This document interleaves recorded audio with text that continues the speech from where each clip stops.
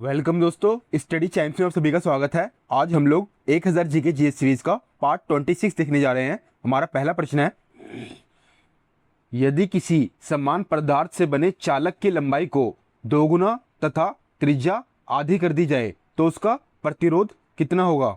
तो हमारा कोई भी चालक यानी कि जो कंडक्टर है, उसकी जो मान लो पहले कोई लेंथ थी वो हमारी एल थी, ठीक है, और इसका जो पहले का रेडियस था वो हमारा आर था। लेकिन हम इसे क्या कर रहे हैं, खींच कर इसकी जो लेंथ है वो बढ़ा रहे हैं, यानी कि लेंथ क्या हो जाएगी 2L होगी और जो रेडियस है वो हाफ हो रहा है। तो हमारा जो रेजिस्टेंस है इसका फॉर्मूला क्या होता है, R is equal to rho L upon में ए, ठीक है, यानी कि resistance is equal to rho L यानी कि लेंथ अपॉन में एरिया ऑफ क्रॉस सेक्शन, ठीक है। रो हमारा क्या है, रो हमारा जो है ये हमारी रेजिस्टिविटी है, ठीक है, यानी कि प्रतिरोधक क्षमता। तो ये जो है जो सेम अगर पदार्थ रहेंगे ना तो उनके लिए चेंज नहीं होता हमारा रो, ठीक है, सेम ही रहता है। तो हमारा जो एरिया है इसका फॉर्मूला हमारा क्या होगा, पाई आर स्क्वायर। तो हमने यहाँ पर एरिया की जगह पर पाई आर स्क्वायर लिख दिया। और हमारा क्या है, जो लेंथ है वो 2L हो रही है और आर जो है वो R/2 हो रहा है। तो अब इसको हम लोग इस फॉर्मूले के अंदर में पुट करेंगे तो यहाँ पर ये क्या हो जाएगा हमारा, रो 2L बाई पाई R/2 का स्क्वायर। अब इसे हम लोग स्क्वायर करने के बाद में जो 4 होगा ना, 2 2 4, ये ऊपर आ जाएगा, ठीक है। ये हम जो मैथमेटिकल जो कैलकुलेशन करते हैं उसके अकॉर्डिंग मैं बता रहा हूँ आपको। तो ये हमारा 8 हो जाएगा। तो हमारा ये rho L by pi R square ये क्या था, ये हमारा आर ही था, ठीक है। तो यानी कि हमारा जो रेजिस्टेंस है वो हमारा 8 टाइम्स हो जाएगा पुराने रेजिस्टेंस के, ठीक है। तो इसका सही उत्तर होगा ऑप्शन नंबर ए, 8 गुना हो जाएगा हमारा जो प्रतिरोध है। किसी नदी में अचानक गाद की मात्रा बढ़ जाए जबकि वर्षा में कोई विशेष परिवर्तन नहीं हुआ तो निम्नलिखित में से कौन सा कारण सबसे अधिक संभावित है। तो इसका सही उत्तर है हमारा ऑप्शन नंबर ए, ऊपरी जलग्रहण क्षेत्र में मृदा अपरदन बढ़ जाना। नदी में जो गाद है इसका मतलब क्या होता है, तो गाद में क्या होता है, जो सॉइल, सिल्ट, क्ले और जो रॉक है, ठीक है, ये जो पार्टिकल होते हैं ना ये पानी के साथ ट्रांसपोर्ट होते हैं, ठीक है। अब सेडिमेंट जो है ये हमारे सडनली इंक्रीज यानी कि बढ़ रहे हैं, ठीक है। लेकिन जो वर्षा है इसमें कोई भी हमारा सिग्निफिकेंट चेंज नहीं हुआ।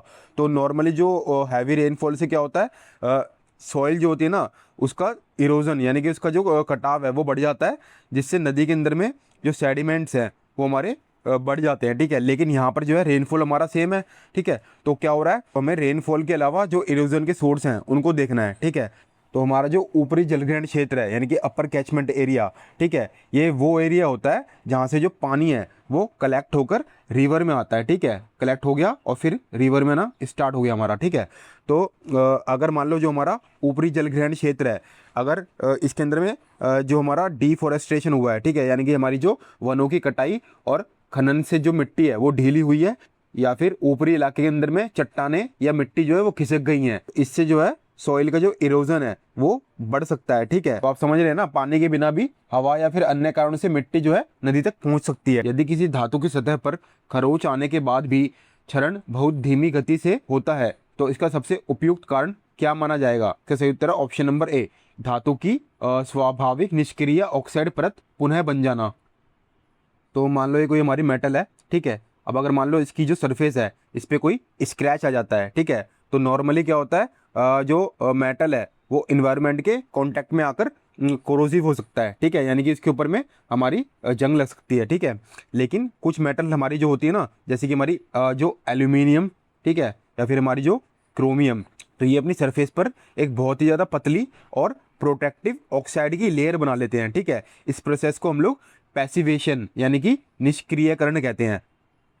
तो यहाँ पर मान लो ये स्क्रैच आ गई थी हमारी, ठीक है। तो स्क्रैच आने के बाद में क्या होगा, जो एक फ्रेश मेटल की सरफेस है ना वो आ जाएगी और उसका ऑक्सीजन के साथ में जो है कांटेक्ट होगा, इससे जो सुरक्षित ऑक्साइड की जो लेयर है वो दोबारा बन जाती है। इसकी वजह से जो कोरोजन है वो बहुत स्लो हो जाता है। तो एक तरीके की सेल्फ हीलिंग प्रॉपर्टी है, ठीक है। दिल्ली सल्तनत में एकता व्यवस्था का मूल उद्देश्य क्या था। इसका सही उत्तर है ऑप्शन नंबर ए, प्रशासन एवं सैनिक व्यय का प्रबंधन। तो एकता जो था ये दिल्ली सल्तनत का एक बहुत ही ज़्यादा इम्पोर्टेंट प्रशासनिक और जो रिवेन्यू सिस्टम था ना वो था, ठीक है। सुल्तान क्या करता था, ये अपने जो जितने भी ऑफिसर थे उनको किसी पर्टिकुलर एरिया से रिवेन्यू कलेक्ट करने के लिए जिम्मेदारी देता था। इस एरिया को हम लोग इक्ता कहते थे, ठीक है। मान लो कोई एक एरिया है पर्टिकुलरली, इसमें सुल्तान ने क्या किया, किसी अपने ऑफिसर को बोला कि जाओ भाई वहाँ से तुम टैक्स कलेक्ट करो, ठीक है। तो ये जो एरिया था, इसी एरिया को हम लोग इक्ता बोलते थे, ठीक है। और जो ऑफिसर ये टैक्स वगैरह कलेक्ट करता था उसको इक्तादार या फिर मुक्ति कहते थे। तो जितने भी ये जो टैक्स इकट्ठे होते थे, इनका यूज़ किस लिए होता था, जितने भी सैनिक होते थे ना, ये जो भी इनकी जो फोर्स है उसको मेंटेन करने के लिए, ठीक है। और जो जितने भी जो प्रशासनिक खर्चे हैं ना, उनको मैनेज किया जाता था इसी पैसे से। और जो सुल्तान की जो मिलिट्री थी ना, जो आर्मी थी, उसको सपोर्ट करने के लिए, ठीक है। तो इसमें प्रशासन और सैनिक व्यय का प्रबंधन था, ठीक है, इक्ता प्रणाली के अंदर में। किसी पौधे में पत्तियां सामान्य हैं परंतु नई कोपलों का विकास रुक गया है, यह लक्षण किस पोषक तत्व की कमी का संकेत देता है? तो इसका सही उत्तर है हमारा ऑप्शन नंबर ए, कैल्शियम। तो जो कैल्शियम होता है ना, ये प्लांट्स के अंदर में जो भी सेल वॉल होती है ना, उसकी फॉर्मेशन और जो नई सेल है उनकी ग्रोथ के लिए इंपॉर्टेंट होता है, ठीक है। कैल्शियम प्लांट के अंदर में आसानी से जो है मूव नहीं करता, इसलिए जो है डेफिशिएंसी का इफेक्ट सबसे पहले जो भी नई पत्तियां होती है ना, और जो बढ़ते हुए जो पॉइंट्स होते हैं उन पर दिखता है, ठीक है। जैसे कि जो भी शीर्ष भाग होते हैं, टॉप पॉइंट्स जो होते हैं प्लांट्स के, वो उसका जो विकास है वो रुक जाता है, जो पत्तियां हैं वो मुड़ जाती हैं, और जो किनारे हैं ना वो सूख जाते हैं, ठीक है। भारतीय संविधान के अनुसार यदि संसद द्वारा पारित कोई साधारण विधेयक राष्ट्रपति को भेजा जाए तो किस स्थिति में राष्ट्रपति उसे पुनर्विचार हेतु लौटा सकते हैं? ऑप्शन नंबर ए, केवल तब जब वह धन विधेयक ना हो। भारत के आर्टिकल नंबर 111 के तहत जो पार्लियामेंट से कोई भी ऑर्डिनरी जो बिल है वो अगर प्रेसिडेंट के पास में जाता है, प्रेसिडेंट के पास में 3 ऑप्शन होते हैं, ठीक है। पहला तो वो अपनी मंजूरी दे सकते हैं, ठीक है। दूसरा जो है वो अपनी मंजूरी को जो है रोक लेते हैं, ठीक है। इसे हम लोग वीटो पावर जिसमें इस्तेमाल होती है, ठीक है। इसके अलावा वो बिल को दोबारा जो है पार्लियामेंट के पास में रिकंसिडरेशन के लिए लौटा सकते हैं, ठीक है। लेकिन जो मनी बिल है इसको प्रेसिडेंट जो है वो रिकंसिडरेशन के लिए वापस नहीं कर सकते, क्योंकि जो धन विधेयक यानी कि जो मनी बिल होता है ना, ये राष्ट्रपति की पूर्व अनुमति से ही लोकसभा में पेश किया जाता है, इसलिए राष्ट्रपति से जो है पुनर्विचार के लिए लौटा नहीं सकते, ठीक है। और जो संविधान संशोधन विधेयक होते हैं, राष्ट्रपति इस प्रकार के विधेयक पर अपनी सहमति देने के लिए बाध्य होते हैं और इसे पुनर्विचार हेतु नहीं लौटा सकते। जो भी ऑर्डिनरी बिल होते हैं ना हमारे, जो साधारण विधेयक होते हैं, ठीक है, तो इनमें राष्ट्रपति क्या है, संसद के पास में से एक बार वापस भेज सकते हैं, ठीक है। लेकिन अगर मान लो संसद ने दोबारा राष्ट्रपति के पास में इसको पारित करके भेज दिया है, तो प्रेसिडेंट को अपनी मंजूरी देनी होती है, ठीक है, वो इसे होल्ड नहीं कर सकते। लोहे की तुलना में तांबे का विद्युत चालक के रूप में अधिक उपयोग किस कारण किया जाता है? इसका सही उत्तर ऑप्शन नंबर ए, उसका विद्युत प्रतिरोध कम होता है। तो जो तांबा यानी कि जो कॉपर है, इसकी जो इलेक्ट्रिकल वायर में ज़्यादा इसका इस्तेमाल होता है।